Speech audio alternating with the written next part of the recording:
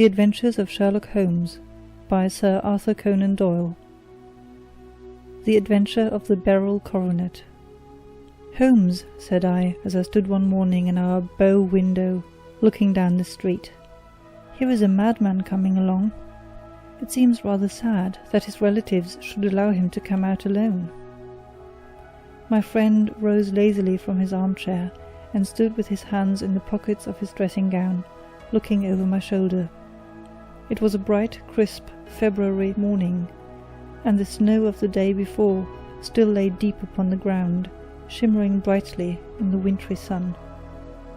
Down the centre of Baker Street it had been ploughed into a brown, crumbly band by the traffic. But at either side and on the heaped-up edges of the footpaths it still lay as white as when it fell. The grey pavement had been cleaned and scraped, but was still dangerously slippery, so that there were fewer passengers than usual. Indeed, from the direction of Metropolitan Station, no one was coming save the single gentleman whose eccentric conduct had drawn my attention. He was a man of about 50, tall, portly, and imposing, with a massive, strongly marked face and a commanding figure. He was dressed in a sombre yet rich style, in black frock coat, shining hat, neat brown gaiters, and well-cut pearl-grey trousers. Yet his actions were an absurd contrast to the dignity of his dress and features, for he was running hard, with occasional little springs, such as a weary man gives who is little accustomed to set any tax upon his legs. As he ran, he jacked his hands up and down, waggled his head, and writhed his face into the most extraordinary contortions. "What on earth can be the matter with him?" I asked. "He is looking up at the numbers of the houses." "I believe that he is coming here," said Holmes, rubbing his hands. "Here?" "Yes, I rather think he is coming to consult me professionally. I think that I recognize the symptoms. Did I not tell you?" As he spoke, the man, puffing and blowing, rushed at our door and pulled at our bell until the whole house resounded with the clanging. A few moments later he was in our room, still puffing, still gesticulating, but with so fixed a look of grief and despair in his eye that our smiles were turned in an instant to horror and pity. For a while he could not get his words out, but swayed his body and plucked at his hair, like one who has been driven to the extreme limits of his reason. Then, suddenly springing to his feet, he beat his head against the wall with such force that we both rushed upon him and tore him away to the centre of the room. Sherlock Holmes pushed him down into the easy-chair, and, sitting beside him, patted his hand and chatted with him in the easy, soothing tones which he knew so well how to employ. "You have come to tell me your story, have you not?" said he. "You are fatigued with your haste. Pray wait until you have recovered yourself, and then I shall be most happy to look into any little problem which you may submit to me." The man sat for a minute or more with a heaving chest, fighting against his emotion. Then he passed his handkerchief over his brow, set his lips tight, and turned his face towards us. "No doubt you think me mad," said he. "I see that you have had some great trouble," responded Holmes. "God knows I have. A trouble which is enough to unseat my reason, so sudden and so terrible is it. Public disgrace I might have faced, although I am a man whose character has never yet borne a stain. Private affliction also is the lot of every man, but the two coming together, and in so frightful a form, have been enough to shake my very soul. Besides, it is not I alone. The very noblest in the land may suffer, unless some way be found out of this horrible affair." "Pray compose yourself, sir," said Holmes, "and let me have a clear account of who you are and what it is that has befallen you." "My name," answered our visitor, "is probably familiar to your ears. I am Alexander Holder, of the bank firm of Holder and Stevenson, of Threadneedle Street."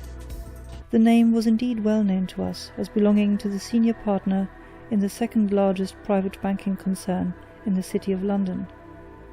What could have happened, then, to bring one of the foremost citizens of London to this most pitiable pass? We waited, all curiosity, until with another effort he braced himself to tell his story. "I feel that time is of value," said he. "That is why I hastened here when the police inspector suggested that I should secure your cooperation. I came to Baker Street by the Underground and hurried from here on foot, for the cabs go slowly through this snow. That is why I was so out of breath, for I am a man who takes very little exercise. I feel better now, and will put the facts before you as shortly and yet as clearly as I can. It is of course well known to you that in a successful banking business, as much depends upon our being able to find remunerative investments for our funds, as upon our increasing our connection and the number of our depositors. One of our most lucrative means of laying out money is in the shape of loans, where the security is unimpeachable. We have done a good deal in this direction during the last few years, and there are many noble families to whom we have advanced large sums upon the security of their pictures, libraries, or plate. Yesterday morning I was seated in my office at the bank when a card was brought to me by one of the clerks. I started when I saw the name, for it was that of none other than— well, perhaps even to you I had better say no more than that it was a name which is a household word all over the earth, one of the highest, noblest, most exalted names in England. I was overwhelmed by the honour, and attempted, when he entered, to say so, but he plunged at once into business, with the air of a man who wishes to hurry quickly through a disagreeable task. "Mr. Holder," said he, "I have been informed that you are in the habit of advancing money." "The firm does so when the security is good," I answered. "It is absolutely essential to me," said he, "that I should have £50,000 at once. I could, of course, borrow so trifling a sum 10 times over from my friends, but I much prefer to make it a matter of business, and so carry out that business myself. In my position you can readily understand that it is unwise to place oneself under obligations." "For how long, may I ask, do you want this sum?" I asked. "Next Monday I have a large sum due to me, and I shall then most certainly repay what you advance, with whatever interest you think is right to charge. But it is very essential to me that the money should be paid at once." "I should be happy to advance it without further parley from my own private purse," said I, "were it not that the strain would be rather more than I could bear. If, on the other hand, I am to do it in the name of the firm, then in justice to my partner I must insist that, even in your case, every business-like precaution should be taken." "I should much prefer to have it so," said he, raising up a square, black morocco case which he had laid beside his chair. "You have doubtless heard of the beryl coronet." "One of the most precious public possessions of the Empire," said I. "Precisely." He opened the case, and there, embedded in soft flesh-coloured velvet, lay the magnificent piece of jewellery which he had named. "There are 39 enormous beryls," said he, "and the price of the gold chasing is incalculable. The lowest estimate would put the worth of the coronet at double the sum which I have asked. I am prepared to leave it with you as my security." I took the precious case into my hands, and looked in some perplexity from it to my illustrious client. "You doubt its value?" he asked. "Not at all. I only doubt the propriety of my leaving it. You may set your mind at rest about that. I should not dream of doing so, were it not absolutely certain that I should be able in 4 days to reclaim it. It is a pure matter of form. Is the security sufficient? Ample. You understand, Mr. Holder, that I am giving you a strong proof of the confidence which I have in you, founded upon all that I have heard of you. I rely upon you, not only to be discreet and to refrain from all gossip upon the matter, but above all, to preserve this coronet with every possible precaution, because I need not say that a great public scandal would be caused if any harm were to befall it. Any injury to it would be almost as serious as its complete loss, for there are no beryls in the world to match these, and it would be impossible to replace them. I leave it with you, however, with every confidence, and I shall call for it in person on Monday morning."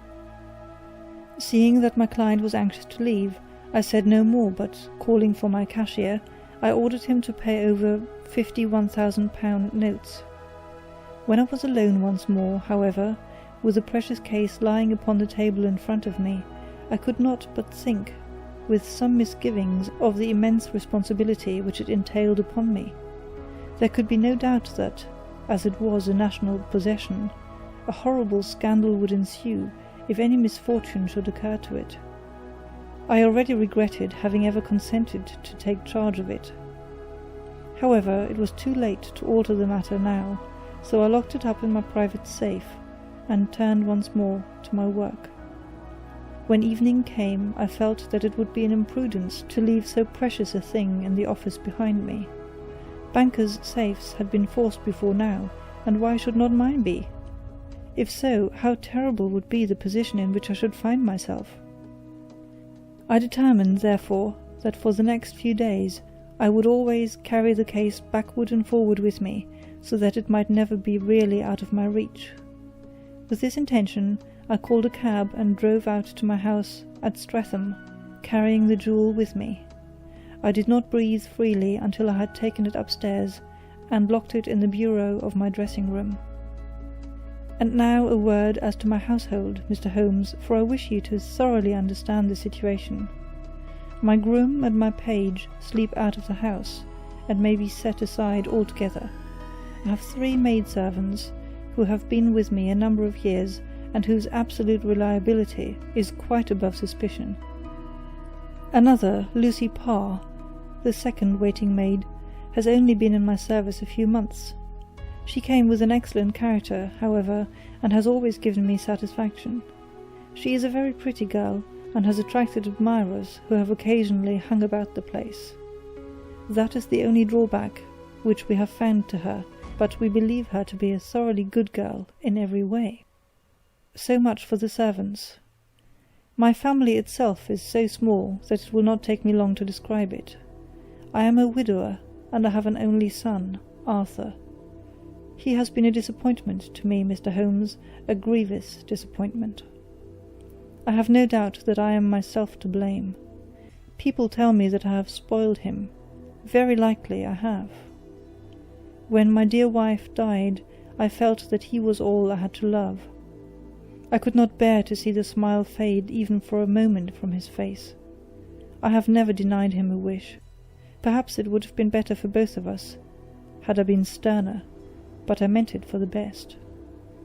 It was naturally my intention that he should succeed me in my business, but he was not of a business turn. He was wild, wayward, and, to speak the truth, I could not trust him in the handling of large sums of money. When he was young, he became a member of an aristocratic club, and there, having charming manners, he was soon the intimate of a number of men with long purses and expensive habits. He learned to play heavily at cards, and to squander money on the turf, until he had again and again to come to me, and implore me to give him an advance upon his allowance, that he might settle his debts of honour. He tried more than once to break away from the dangerous company which he was keeping, but each time the influence of his friend, Sir George Burnwell, was enough to draw him back again. And indeed I could not wonder that such a man as Sir George Burnwell should gain an influence over him, for he has frequently brought him to my house, and I have found myself that I could hardly resist the fascination of his manner. He is older than Arthur, a man of the world to his fingertips, one who had been everywhere, seen everything, a brilliant talker, and a man of great personal beauty. Yet when I think of him in cold blood, far away from the glamour of his presence, I am convinced from his cynical speech, and the look which I may have caught in his eyes, that he is one who should be deeply distrusted.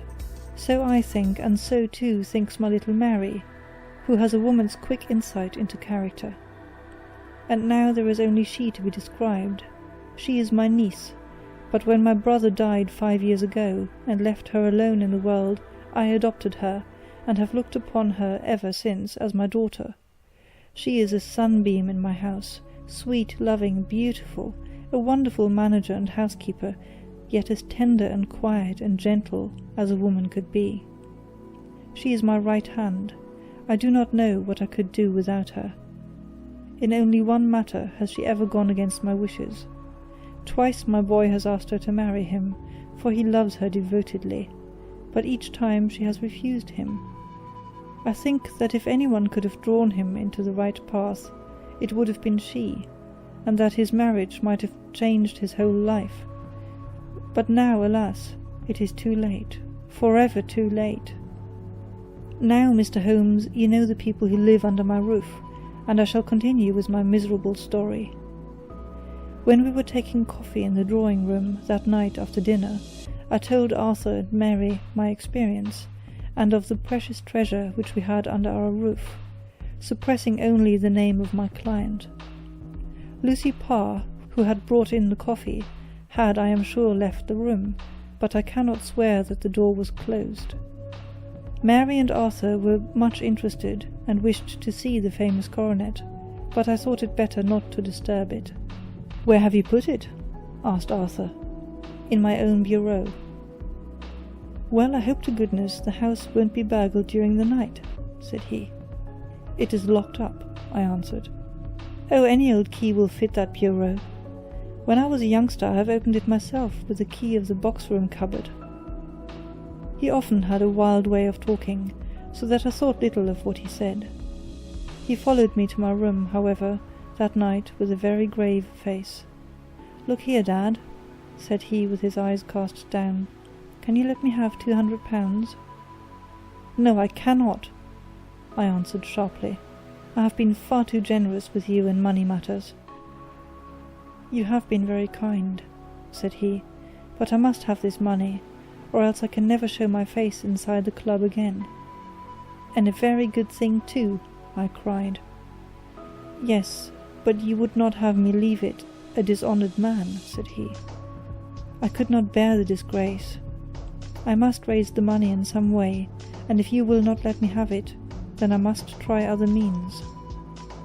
I was very angry, for this was the third demand during the month. "You shall not have a farthing from me," I cried, on which he bowed and left the room without another word. When he was gone I unlocked my bureau, made sure that my treasure was safe, and locked it again. Then I started to go round the house to see that all was secure, a duty which I normally leave to Mary, but which I thought it well to perform myself that night. As I came down the stairs I saw Mary herself at the side window of the hall, which she closed and fastened as I approached. "Tell me, Dad," she said, looking, I thought, a little disturbed, "did you give Lucy, the maid, leave to go out tonight?" "Certainly not. She came in just now by the back door. I have no doubt that she has only been to the side gate to see someone, but I think that it is hardly safe, and should be stopped. You must speak to her in the morning, or I will if you prefer it. Are you sure that everything is fastened?" "Quite sure, Dad." "Then good night." I kissed her and went up to my bedroom again, where I was soon asleep. I am endeavouring to tell you everything, Mr. Holmes, which may have any bearing upon the case, but I beg that you will question me upon any point which I do not make clear. On the contrary, your statement is singularly lucid. I come to a part of my story now which I should wish to be particularly so. I am not a very heavy sleeper, and the anxiety in my mind tended, no doubt, to make me even less so than usual. About 2 in the morning, then, I was awakened by some sound in the house. It had ceased ere I was wide awake, but it had left an impression behind, as though a window had gently closed somewhere. I lay listening with all my ears. Suddenly, to my horror, there was a distinct sound of footsteps moving softly in the next room. I slipped out of bed, all palpitating with fear, and peeped round the corner of my dressing-room door. "Arthur!" I screamed. "You villain! You thief! How dare you touch that coronet?" The gas was half up, as I had left it, and my unhappy boy, dressed only in his shirt and trousers, was standing beside the light, holding the coronet in his hands. He appeared to be wrenching at it, or bending it with all his strength. At my cry he dropped it from his grasp, and turned as pale as death. I snatched it up and examined it. One of the gold corners, with 3 of the beryls in it, was missing. "You blackguard!" I shouted, beside me with rage. "You have destroyed it! You have dishonoured me forever! Where are the jewels which you have stolen?" "Stolen?" he cried. "Yes, thief!" I roared, shaking him by the shoulder. "There are none missing. There cannot be any missing," said he. "There are 3 missing, and you know where they are. Must I call you a liar as well as a thief? Did I not see you trying to tear off another piece?" "You have called me names enough," said he. "I will not stand it any longer. I shall not say another word about this business, since you have chosen to insult me. I will leave your house in the morning, and make my own way in the world." "You shall leave it in the hands of the police," I cried, half mad with grief and rage. "I shall have this matter probed to the bottom." "You shall learn nothing from me," said he with a passion such as I should not have thought was in his nature. "If you choose to call the police, let the police find what they can." By this time the whole house was astir, for I had raised my voice in my anger. Mary was the first to rush into my room, and at the sight of the coronet and of Arthur's face, she read the whole story, and with a scream fell down senseless on the ground. I sent the housemaid for the police, and put the investigation into their hands at once. When the inspector and a constable entered the house, Arthur, who had stood sullenly with his arms folded, asked me whether it was my intention to charge him with theft. I answered that it had ceased to be a private matter, but had become a public one, since the ruined coronet was national property. I was determined that the law should have its way in everything. "At least," he said, "you will not have me arrested at once. It would be to your advantage as well as mine, if I might leave the house for 5 minutes." "That you may get away, or perhaps that you may conceal what you have stolen," said I. And then, realizing the dreadful position in which I was placed, I implored him to remember that not only my honour, but that of one who was far greater than I was at stake, and that he threatened to raise a scandal which would convulse the nation. He might avert it all if he would but tell me what he had done with the 3 missing stones. "You may as well face the matter," said I. "You have been caught in the act, and no confession could make your guilt more heinous. If you but make such reparation as is in your power, by telling us where the beryls are, all shall be forgiven and forgotten." "Keep your forgiveness for those who ask for it," he answered, turning away from me with a sneer. I saw that he was too hardened for any words of mine to influence him. There was but one way for it. I called in the inspector and gave him into custody. A search was made at once, not only of his person, but of his room, and of every portion of the house where he could possibly have concealed the gems, but no trace of them could be found, nor would the wretched boy open his mouth for all our persuasions and our threats. This morning he was removed to a cell, and I, after going through all the police formalities, have hurried round to you to implore you to use your skill in unravelling the matter. The police have openly confessed that they can at present make nothing of it. You may go to any expense which you think necessary. I have already offered a reward of £1,000. My God, what shall I do? I have lost my honour, my gems, and my son in one night. Oh, what shall I do?" He put a hand on either side of his head and rocked himself to and fro, droning to himself like a child whose grief has got beyond words. Sherlock Holmes sat silent for some few minutes, with his brows knitted and his eyes fixed upon the fire. "Do you receive much company?" he asked. None save my partner with his family, and an occasional friend of Arthur's. Sir George Burnwell has been several times lately. No one else, I think. Do you go out much in society? Arthur does. Mary and I stay at home. We neither of us care for it. That is unusual in a young girl. She is of a quiet nature. Besides, she is not so very young. She is 24. This matter, from what you say, seems to have been a shock to her also. Terrible. She is even more affected than I. You have neither of you any doubt as to your son's guilt?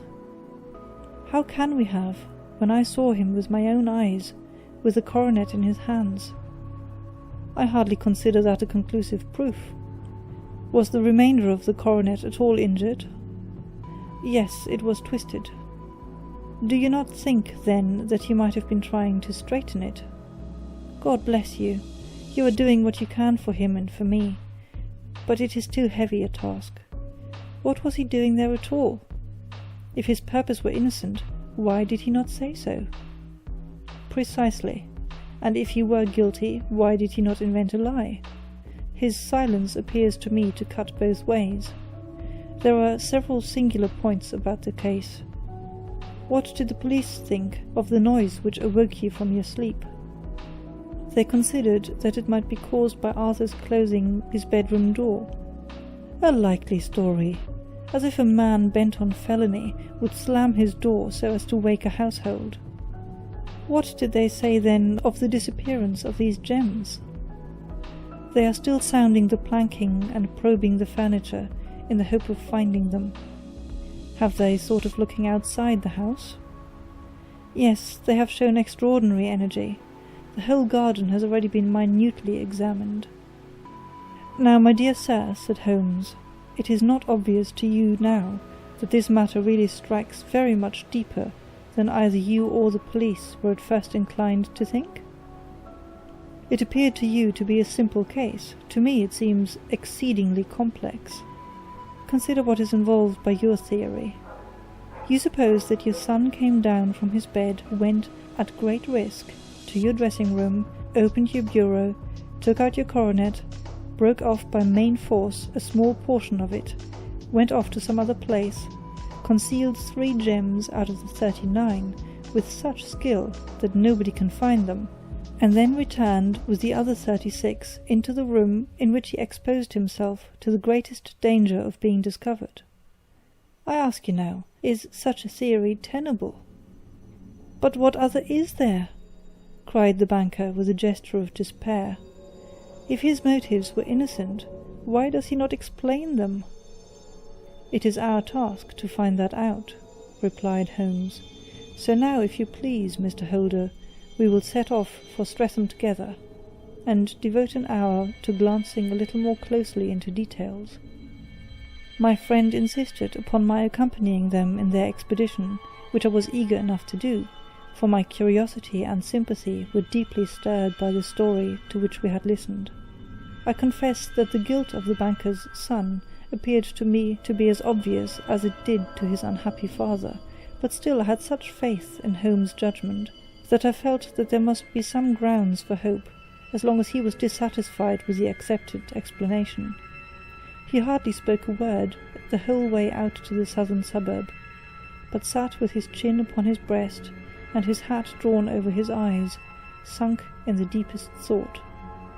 Our client appeared to have taken fresh heart at the little glimpse of hope which had been presented to him, and he even broke into a desultory chat with me over his business affairs. A short railway journey and a shorter walk brought us to Fairbank, the modest residence of the great financier.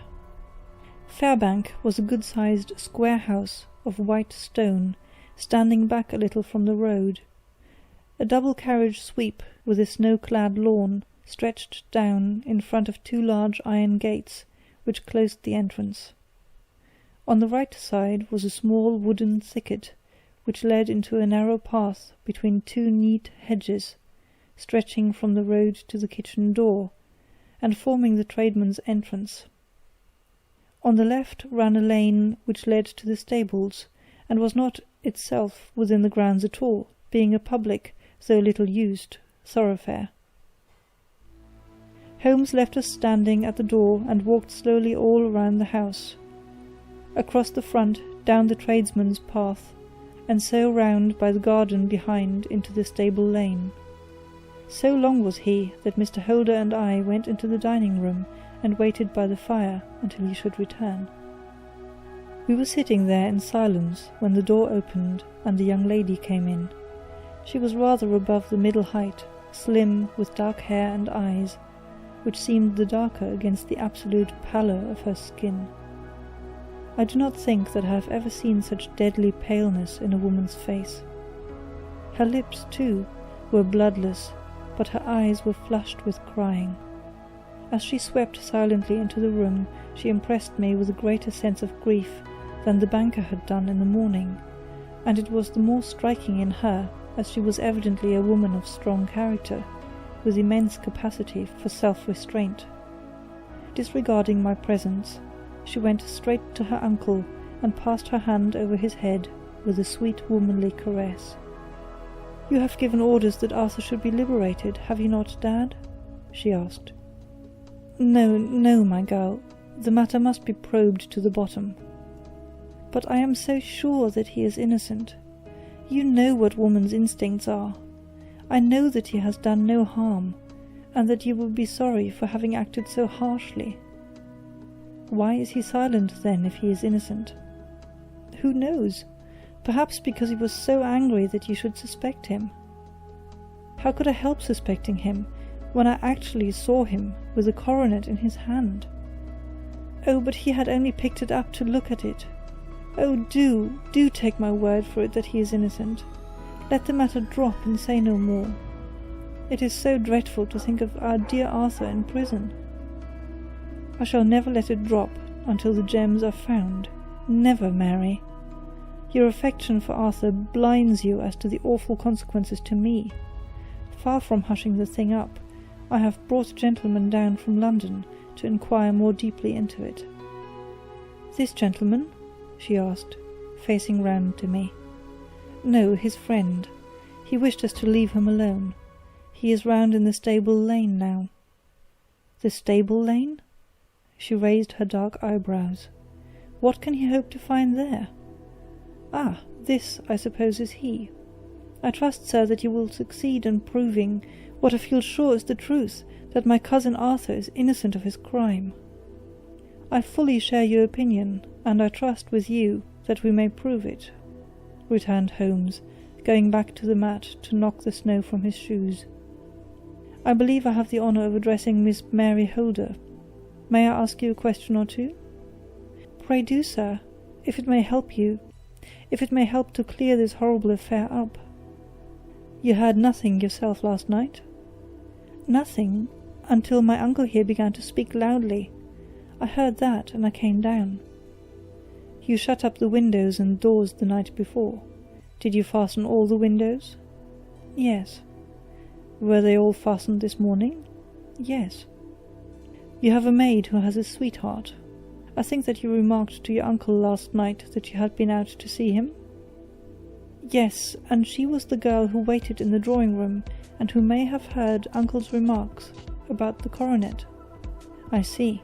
You infer that she may have gone out to tell her sweetheart, and that the two may have planned the robbery." "But what is the good of all these vague theories?" cried the banker impatiently, "when I have told you that I saw Arthur with the coronet in his hands?" "Wait a little, Mr. Holder. We must come back to that. About this girl, Miss Holder. You saw her return by the kitchen door, I presume?" "Yes, when I went to see if the door was fastened for the night, I met her slipping in. I saw the man too, in the gloom." "Do you know him?" "Oh, yes. He is the greengrocer who brings our vegetables round. His name is Francis Prosper." "He stood," said Holmes, "to the left of the door, that is to say, farther up the path than is necessary to reach the door?" "Yes, he did." "And he is a man with a wooden leg?" Something like fear sprang up in the lady's expressive black eyes. "Why, you are like a magician," said she. "How do you know that?" She smiled, but there was no answering smile in Holmes' thin, eager face. "I should be very glad now to go upstairs," said he. "I shall probably wish to go over to the outside of the house again. Perhaps I had better take a look at the lower windows before I go up." He walked swiftly round from one to the other, pausing only at a large one which looked from the hall into the stable lane. This he opened and made a very careful examination of the sill with his powerful magnifying lens. "Now we shall go upstairs," said he at last. The banker's dressing-room was a plainly furnished little chamber with a grey carpet, a large bureau, and a long mirror. Holmes went to the bureau first, and looked hard at the lock. "Which key was used to open it?" he asked. "That which my son himself indicated, that of the cupboard of the lumber room." "Have you it here?" "That is it on the dressing-table." Sherlock Holmes took it up and opened the bureau. "It is a noiseless lock," said he. "It is no wonder that it did not wake you. This case, I presume, contains the coronet. We must have a look at it." He opened the case, and taking out the diadem, he laid it upon the table. It was a magnificent specimen of the jeweller's art, and the 36 stones were the finest that I have ever seen. At one side of the coronet was a cracked edge, where a corner holding 3 gems had been torn away. "Now, Mr. Holder," said Holmes, "here is the corner which corresponds to that which has been so unfortunately lost. Might I beg that you will break it off?" The banker recoiled in horror. "I should not dream of trying it," said he. "Then I will." Holmes suddenly bent his strength upon it, but without result. "I feel it give a little," said he, "but though I am exceptionally strong in the fingers, it would take me all my time to break it. An ordinary man could not do it. Now what do you think would happen if I did break it, Mr. Holder? There would be a noise like a pistol shot. Do you tell me that all this happened within a few yards of your bed, and that you heard nothing of it?" "I do not know what to think. It is all dark to me." "But perhaps it may grow lighter as we go. What do you think, Miss Holder?" "I confess that I still share my uncle's perplexity." "Your son had no shoes or slippers on when you saw him?" "He had nothing on save only his trousers and shirt." "Thank you. We have certainly been favoured with extraordinary luck during this inquiry, and it will be entirely our own fault if we do not succeed in clearing this matter up. With your permission, Mr. Holder, I shall now continue my investigations outside." He went alone at his own request, for he explained that any unnecessary footmarks might make his task more difficult. For an hour or more he was at work, returning at last with his feet heavy with snow, and his features as inscrutable as ever. "I think that I have seen now all there is to see, Mr. Holder," said he. "I can serve you best by returning to my rooms." "But the gems, Mr. Holmes, where are they?" "I cannot tell." The banker wrung his hands. "I shall never see them again," he cried. "And my son? You give me hopes?" "My opinion is in no way altered." "Then, for God's sake, what was this dark business which was acted in my house last night?" "If you can call upon me at my Baker Street rooms tomorrow morning between 9 and 10, I shall be happy to do what I can to make it clearer. I understand that you give me carte blanche to act for you, provided only that I get back the gems, and that you place no limit on the sum I may draw. I would give my fortune to have them back." "Very good. I shall look into the matter between this and then. Good-bye. It is just possible that I may have to come over here again before evening." It was obvious to me that my companion's mind was now made up about the case, although what his conclusions were was no more than I could even dimly imagine. Several times during our homeward journey I endeavoured to sound him upon the point, but he always glided away to some other topic, until at last I gave it over in despair. It was not yet 3 when we found ourselves in our rooms once more. He hurried to his chamber and was down again in a few minutes, dressed as a common loafer, with his collar turned up, his shiny seedy coat, his red cravat, and his worn boots. He was a perfect sample of the class. "I think that this should do," said he, glancing into the glass above the fireplace. "I only wish that you could come with me, Watson, but I fear that it won't do. I may be on my trail in this matter, or I may be following a will-o'-the-wisp, but I shall soon know which it is. I hope that I may be back in a few hours." He cut a slice of beef from the joint upon the sideboard, sandwiched it between 2 rounds of bread, and thrusting this rude meal into his pocket, he started off upon his expedition.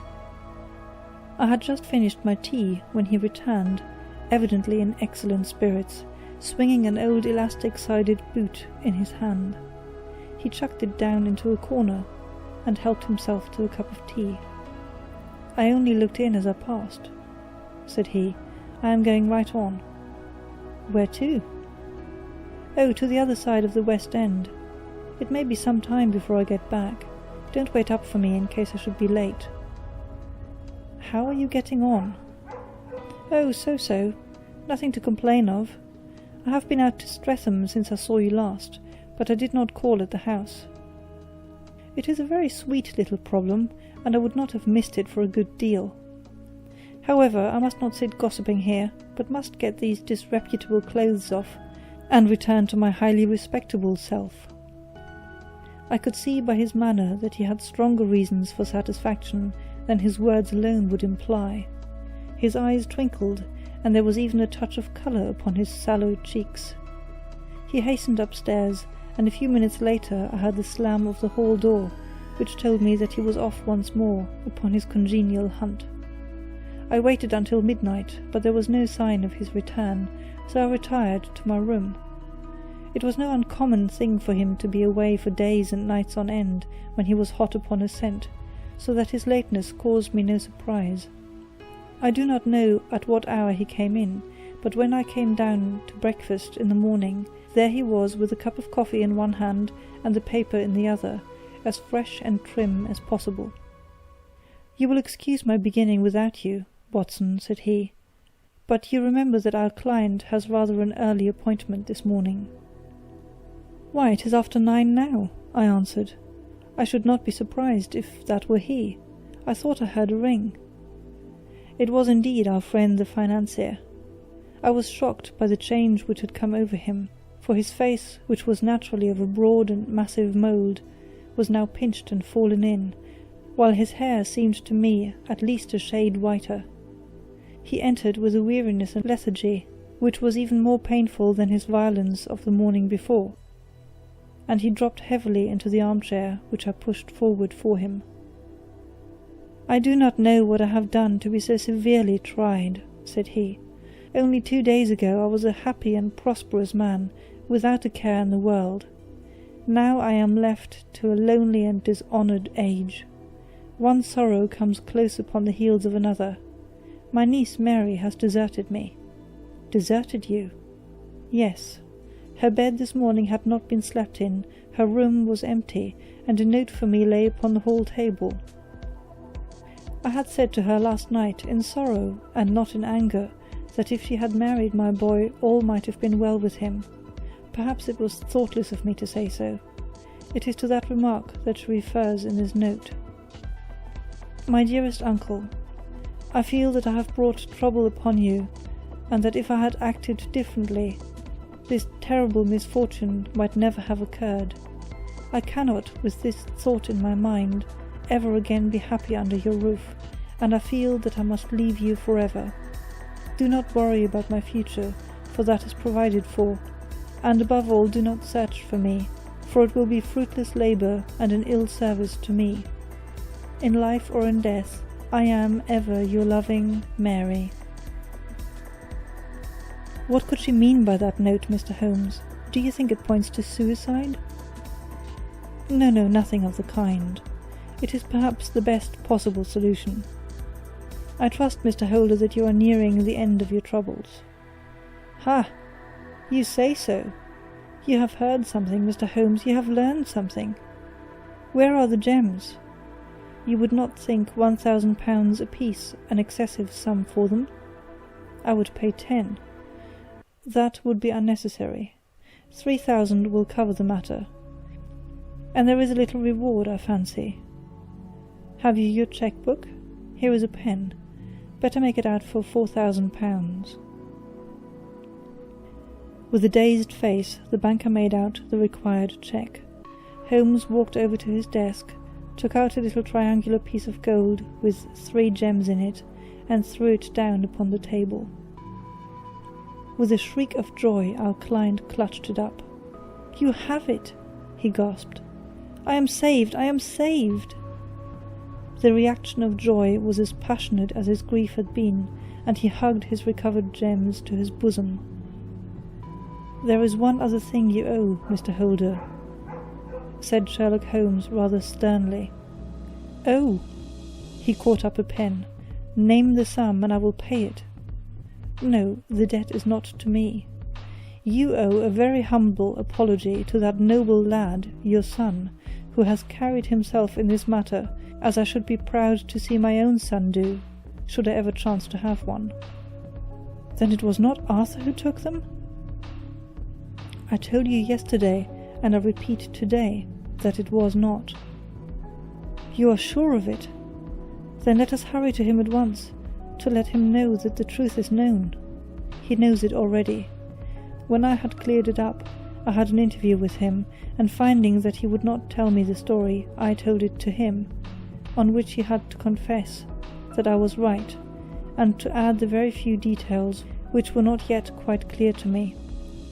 Your news of this morning, however, may open his lips."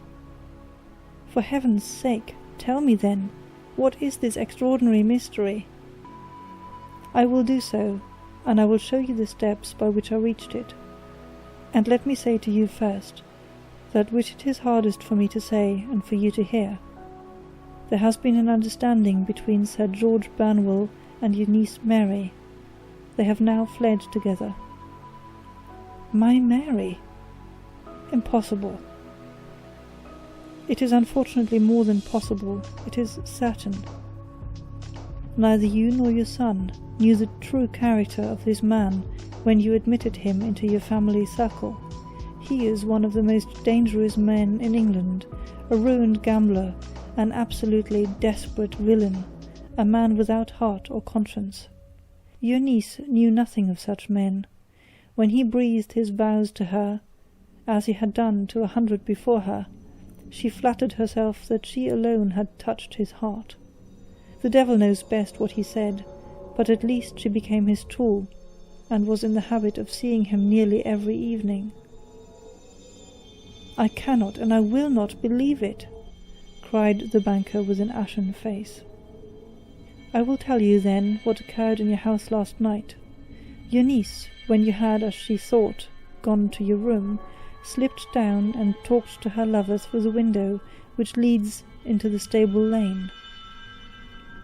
His footmarks had pressed right through the snow, so long had he stood there.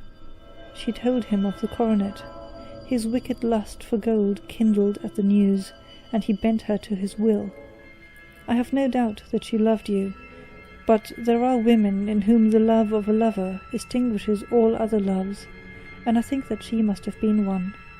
She had hardly listened to his instructions when she saw you coming downstairs, on which she closed the window rapidly, and told you about one of the servants' escapade with her wooden-legged lover, which was all perfectly true.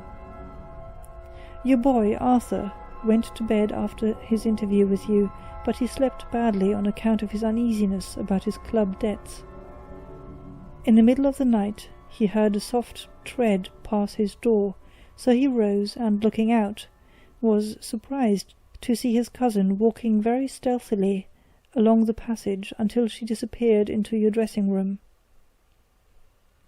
Petrified with astonishment, the lad slipped on some clothes and waited there in the dark to see what would come of this strange affair. Presently she emerged from the room again, and in the light of the passage lamp your son saw that she carried the precious coronet in her hands. She passed down the stairs, and he, thrilling with horror, ran along and slipped behind the curtain near your door, whence he could see what passed in the hall beneath. He saw her stealthily open the window, hand out the coronet to someone in the gloom, and then, closing it once more, hurry back to her room, passing quite close to where he stood, hid behind the curtain.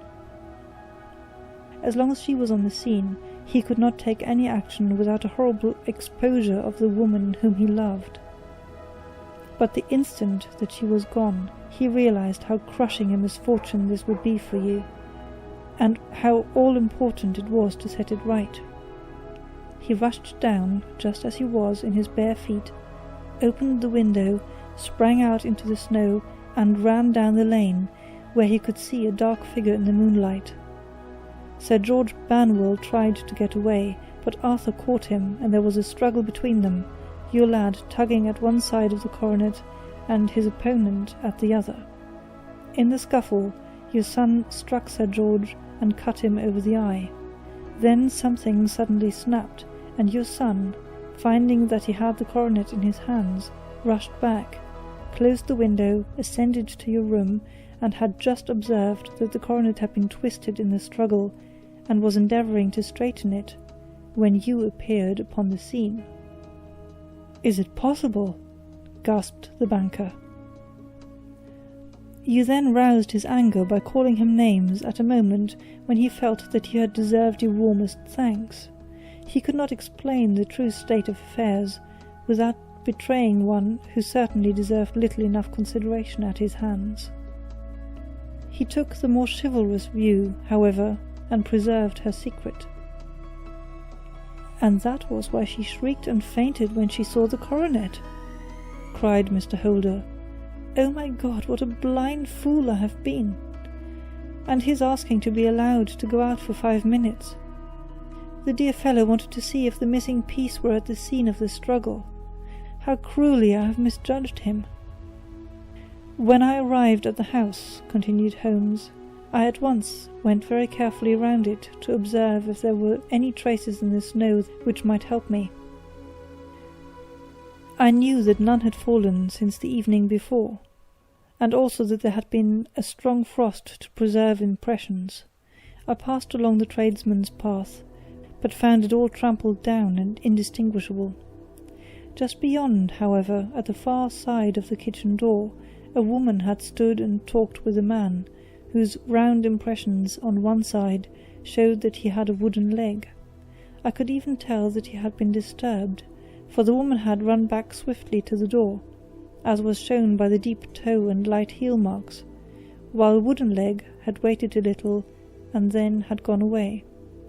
I thought at the time that this might be the maid and her sweetheart, of whom you had already spoken to me, and inquiry showed it was so.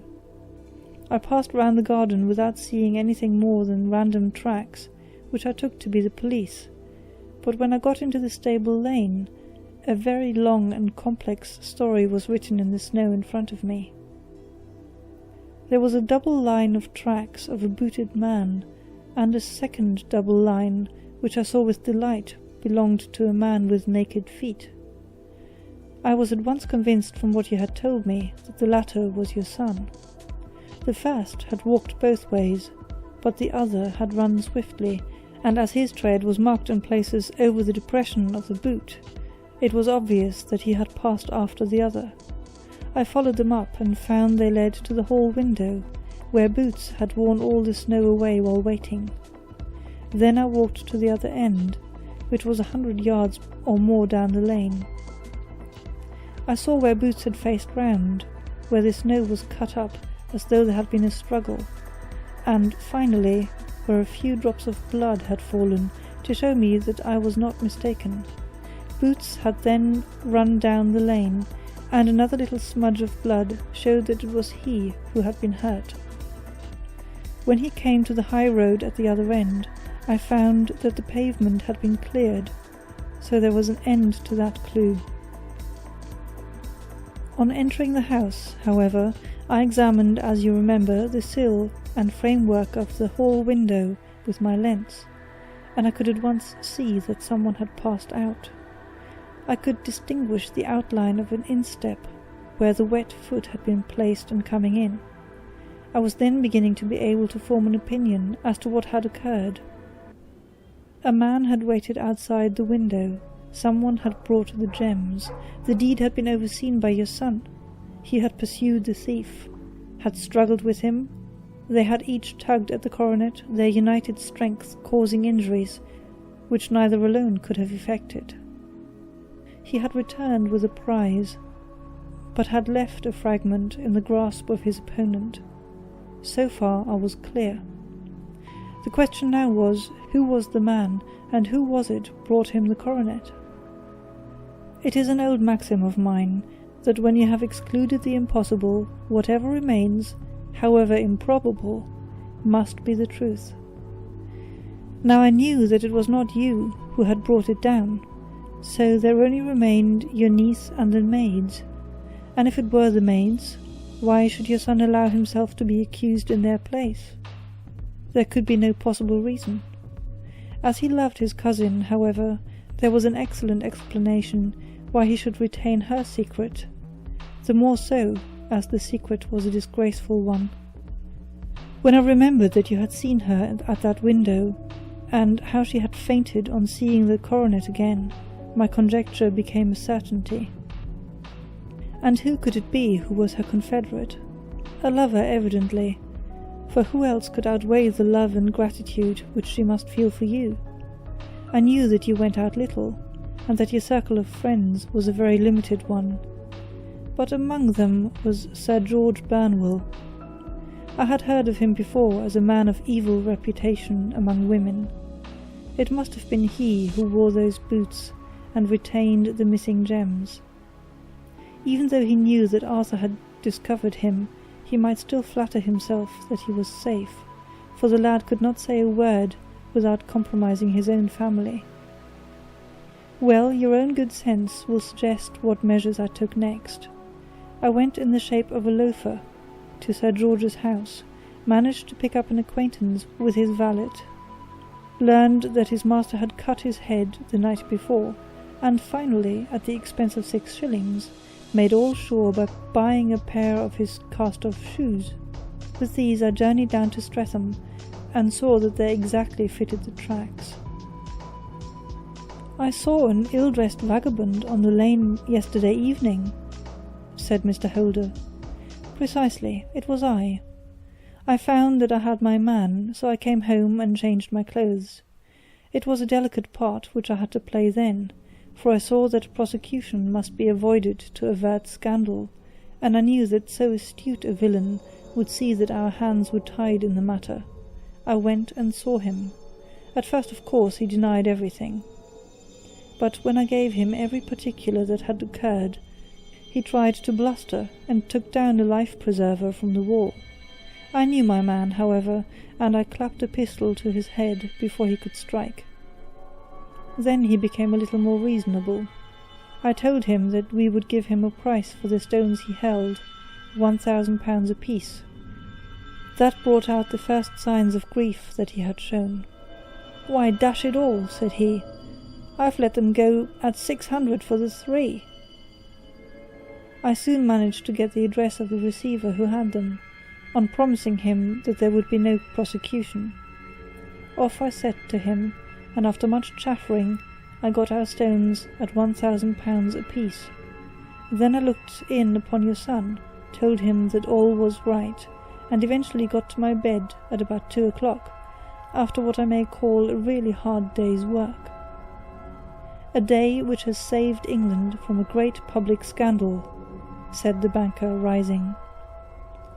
'Sir, I cannot find words to thank you, but you shall not find me ungrateful for what you have done.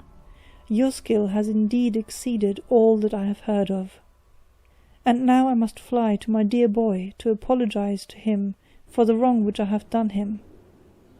As to what you tell me of poor Mary, it goes to my very heart. Not even your skill can inform me where she is now.' 'I think that we may safely say,' returned Holmes, 'that she is wherever Sir George Burnwell is. It is equally certain, too, that whatever her sins are, they will soon receive a more than sufficient punishment.' End of The Beryl Coronet. Read by Gesine in December 2006.